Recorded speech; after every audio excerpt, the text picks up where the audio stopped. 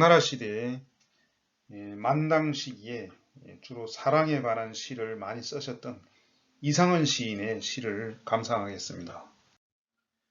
이상은이라는 시인은 813년에 태어나셔가지고 파란만장한 46세를 사시다 가신 분인데요. 이분은 이 가름한 여인 모습인데 이 흑수저 출신입니다. 제가 아는 사람들 중에도 이제 시골에서 태어나서 가난한 수저에 있는데 서울에 있는 인서울대학교를 가서 다니다가 부잣집 딸을 만나가지고 이제 그분들의 도움으로 미국 유학도 갔다 오고 해서 지금은 굉장히 위세가 높은 그런 직위에 있는 그런 이제 사람도 있는데요. 이분도 흑수저로 태어나가지고 많은 고생을 했습니다. 아버지가 말단 지방 관리였는데 그마저도 10살 때 사망을 했기 때문에 생계를 유지하기 위해서 책을 베껴 쓰는 일, 옛날에 복사기가 없었기 때문에 책을 그대로 베껴서 이렇게 판매를 하는 그런 일을 했고요. 먹고 살기 위해서 관직에 진출을 하려고 하는 꿈을 꾸게 되었습니다. 당시 이제 관직에 진출하는 방법은 두 가지가 있었는데 진사가 되는 방법, 그렇게 해서 관직을 받는 방법이 있고 아니면 권력자라든가 그런 귀족들의 추천을 받아서 관직에 나가는 법, 이런 두 가지가 있었습니다. 이상한 시인은 공부를 열심히 하고 체주가 있었기 때문에 진사에 26세에 합격을 했는데 이때 사실은 지방 절도사였던 영호초라는 분의 보살핌과 도움을 받아서 합격을 했습니다. 그래서 이제 관직 생활을 했지만 좀 꼬이기 시작한 게 자기의 그 후원자였던 영호초가 빨리 사망을 하면서 이제 꼬이기 시작했습니다. 이분의 시는 주로 이제 진한 사랑, 사랑의 고통, 이런 시를 많이 썼는데요. 이 시를 한번 읽어보겠습니다. 상견신한 별령난, 만날 때도 어려웠는데 이별할 때도 역시 어렵군요. 난, 잔, 진, 건, 한, 간, 요런 글씨로 운율을 정확하게 맞췄습니다. 이 사람이 만나가지고 정이 들고 나면 자연스럽게 헤어지지 못하고 강제로 이렇게 갑자기 헤어지게 되면 그 심각한 이제 고통이라든가 이런 것이 이제 옵니다. 그래서 불교에서는 불필요한 인연을 많이 만들지 말라, 뭐 이런 말도 있다고 하는데요. 이분은 지금 사랑하는 사람과 만났다가 지금 헤어지게 된 것이 지금 이 시의 발단입니다. 그러면 이 만난 사람이 누구냐에 여기에서는 이제 두 가지 설이 있는데요. 이분이 그 20대 초반에 만났던 송하양이라는 그런 설이 있고, 두 번째는 자기의 그 부인, 왕씨 부인이라는 설이 있습니다. 이분이 그 과거 공부를 하기 위해서 어느 절에 도사들이, 도교들이 있는 그런 절에서 이제 공부를 한 적이 있었는데, 그 절은 당예종의 딸이자 당현종의 누나인 옥진공주를 위해서 지어진 도교식 절이라고 합니다. 이 옥진공주는 이 도교식 절에서 황제 못지않는 대접을 받는 그런 고귀한 분이었는데요.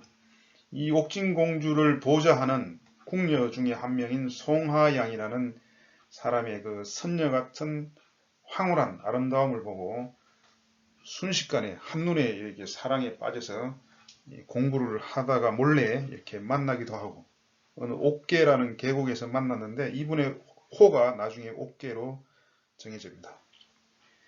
그런 일을 만나는 이런 사실들이 나중에 결국은 이제 옥진공주에게 발각이 돼가지고 송하영은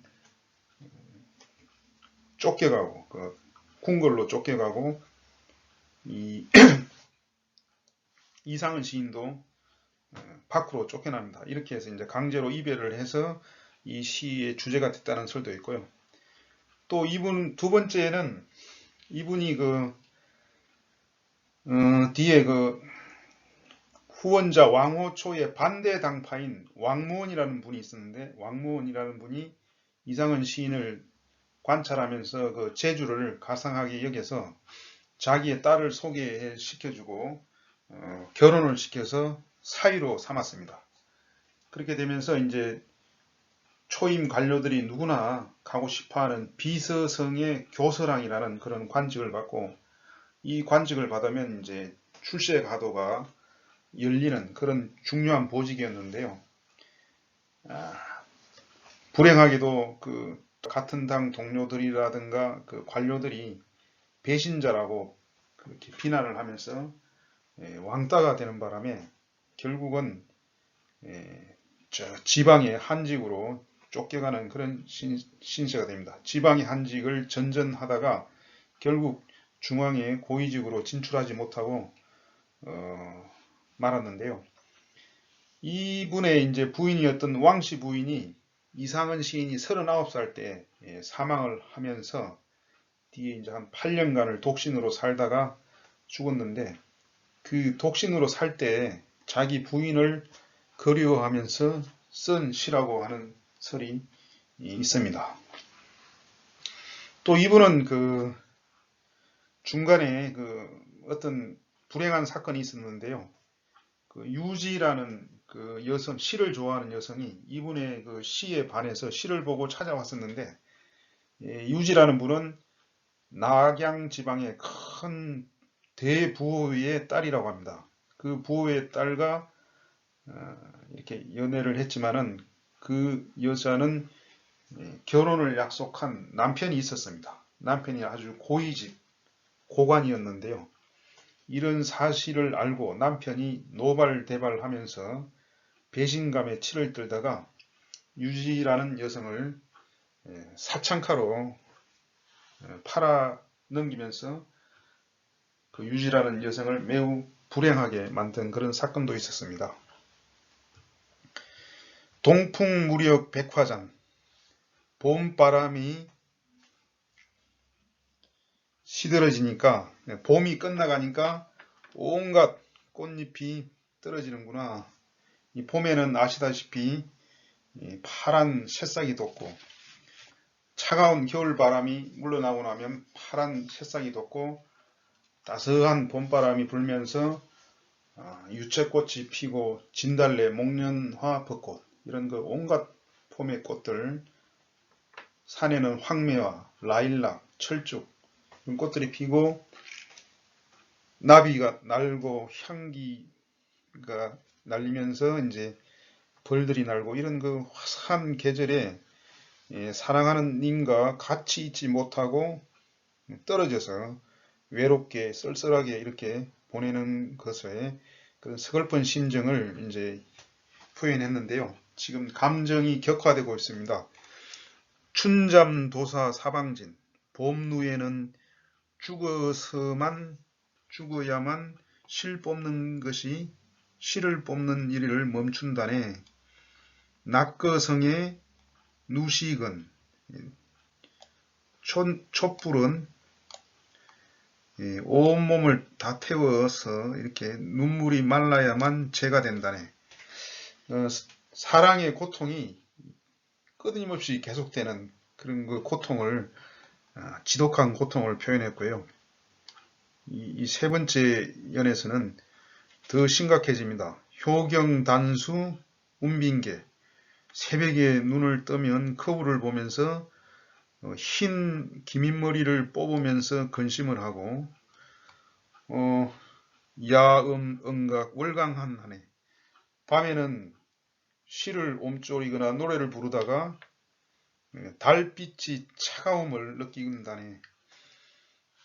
새벽에 눈을 뜨자마자 이제 거울을 보면서 흰머리를 뽑는다, 그런 얘기인데요. 이게 갑자기 사람들이 헤어지거나 뭐 이렇게 이별을 하거나 고통을 하면 그 고통 속에 약간 숨이 막히는 그런 고통 속에 흰머리가 막 생겨난다고 합니다. 이런 그 사람의 그런 약점을 표현하고 있고요. 밤에는 또 감성이 풍부해지니까 뭐 시도 쓰고 노래도 부르고 하다가 새벽이 되면 밤이 깊어가면 이제 차가워지니까 차가운 달빛을 느낀다. 또는 이런 정신 나가 있는 이런 모습을 보고 주변 사람들의 시선, 공부도 안 하고 일도 안 하고 멍하니 이런 그런 상사병 같은 이런 사람의 모습을 보고 이렇게 비판적인 차가운 눈빛을 느낀다. 이런 표현이고요. 봉산차거무다로. 봉산은 자기의 연인이 있는 그런 장소를 은유하는 말인데요. 이 봉산은 이곳에서 멀기 때문에 가는 길이 많지가 않기 때문에 이 일을 청조, 은근, 위탄간이라고 표현했습니다. 파란 새야 은근히 조용히 나를 위해 사랑하는 님에게 찾아가서 살펴보고 소식도 전해주고 이렇게 해달라.